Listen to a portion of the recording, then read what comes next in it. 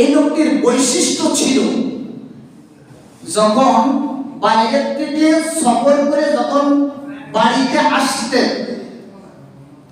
যখন বাইরে থেকে সফর করে যখন বাড়িতে আসতো, তখন এই মক্কার গণ্যমান্য সম্ভ্রান্ত ব্যক্তিদেরকে দাওয়াত করে তার বাড়ি একটা খানা আয়োজন করতেন। ভালো ভালো দেখে মাতবার টাইপের খুব সম্মানী ব্যক্তিদেরকে দাওয়াত করতেন, নিজের বাড়ি এনে খানা খাওয়াতেন। তো সেই সুবাদে একদিন এরকম ভাবে দাওয়াত করতেছে। তো আমাদের নবী মুহাম্মদুর রাসূলুল্লাহ সাল্লাল্লাহু আলাইহি ওয়াসাল্লাম তিনিও দাওয়াতের একটা কার্ড পেয়েছেন। আপনাদের কি বিশ্বাস, কি আমাদের নবী কি নিচু বংশের লোক ছিলেন না উঁচু বংশের লোক ছিলেন?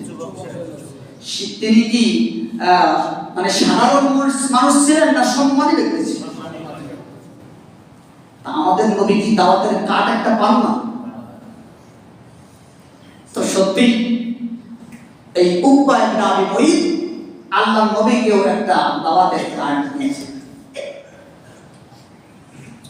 তো লোকজন সব উকবার গাড়ি চলে আসছে, আল্লাহর নবীও আসছে, খানা পরিবেশন করতেছেন। সকলের সামনে প্লেট, সকলের সামনে খানা তৈয়া, সকলে খানা খেয়েছে। আল্লাহর নবী খানা খান না, চুপ করে বসে আছে। উকবা বলতেছে, হে আব্দুল্লাহর বেটা মুহাম্মদ, আপনি খানা খান না কেন? আল্লাহর নবী বলেন, আমি তোমার বাড়ি খানা খাইতে পারি একটা শর্তে। আমার শর্ত যদি তুমি মানতে পারো তাহলে খানা খাইতে পারে। বলে কি শর্ত? এক নম্বর শর্ত হলো তুমি এই কালেমা স্বীকার করবা, লা ইলাহা ইল্লাল্লাহু মুহাম্মাদুর রাসূলুল্লাহ। এই কালেমা তুমি স্বীকার করবা, আমি যে আল্লাহর নবী এটা সাক্ষ্য দিবা, স্বীকার করবা, তাহলে তোমার বাড়ি আমি খানা খাইতে পারি। উকবা এবার বিপদে পড়ে গেছে।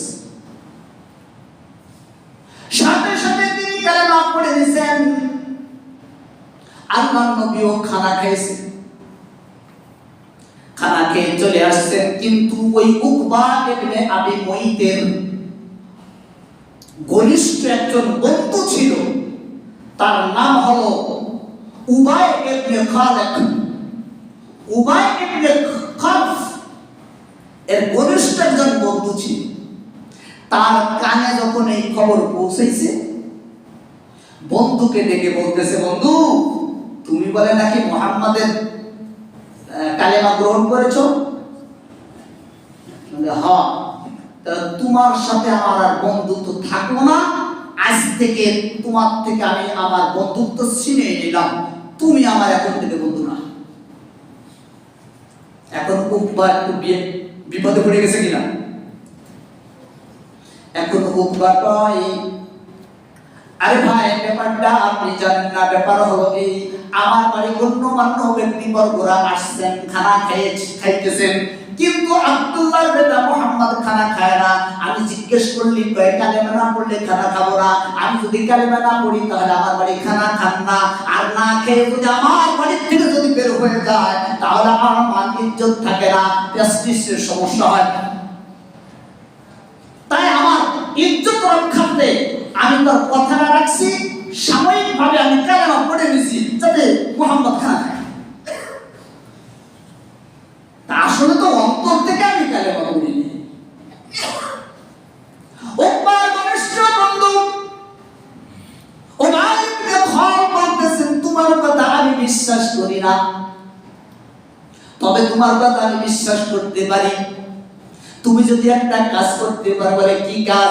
ওই মুহাম্মদকে তুমি আবার দাওয়াত করে বাড়ি আনবা, অথবা তুমি মুহাম্মদের কাছে যাবা, যাইয়া মুহাম্মদের এই চেহারার মধ্যে থুতু নিক্ষেপ করবা, আর বলবা তোমার কালেমা আমি ফেরত দিলাম। বলেন নাউযুবিল্লাহ।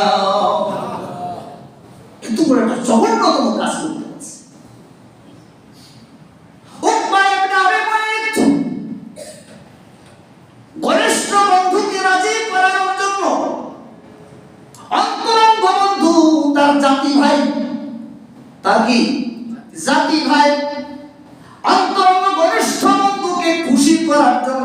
ঠিক তাই করলো। আল্লাহর নবীকে ডেকে আনলো, আনার পরে এক তাফসীরের মধ্যে, তাফসীরে মারিফুল কোরআনে লেখেন, আল্লাহর নবী মুখে থুতু নিক্ষেপ করে বলে, তোমার কালেমা ফেরত দিলাম। এই জঘন্যতম কাজ করার কারণে ওই দুই বন্ধুকে, উকবা এবং উবাই বিন খালদ, উভয়কে আল্লাহ তাআলা এই দুনিয়ায় এমন লাঞ্ছিত অবস্থায় দুনিয়া থেকে বিদায় নিয়েছে। উভয় বদরের যুদ্ধে নির্মমভাবে হত্যা হয়েছে। এই অপরাধ জঘন্যতম কাজ করার কারণে বদরের যুদ্ধে সে নির্মমভাবে হত্যা হয়েছিল দুইজন। কোন কোন মুফাসসিরিন বলেন, উকবা যখন আল্লাহর নবীকে দাওয়াত করে যখন বাড়িতে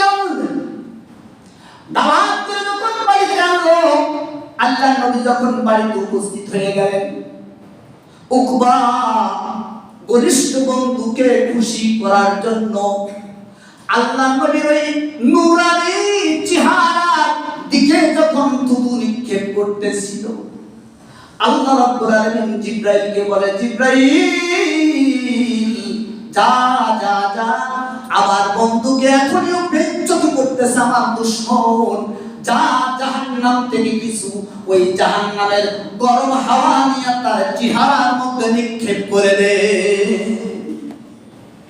বলার সাথে সাথে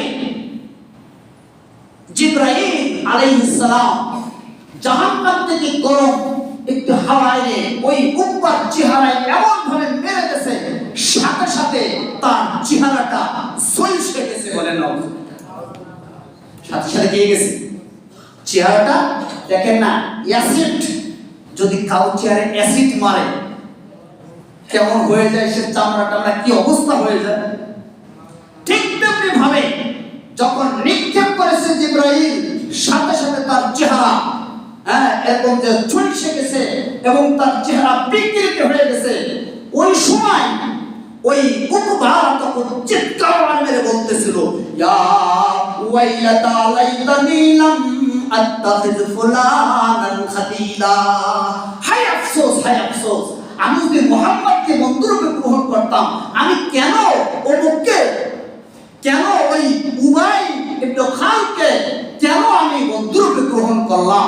আজ আমার এই দুর্দশা, আমি তো হালাক হয়ে গেছি। এই কথা বলছিল আর চিৎকার মেরে কাঁদছিল।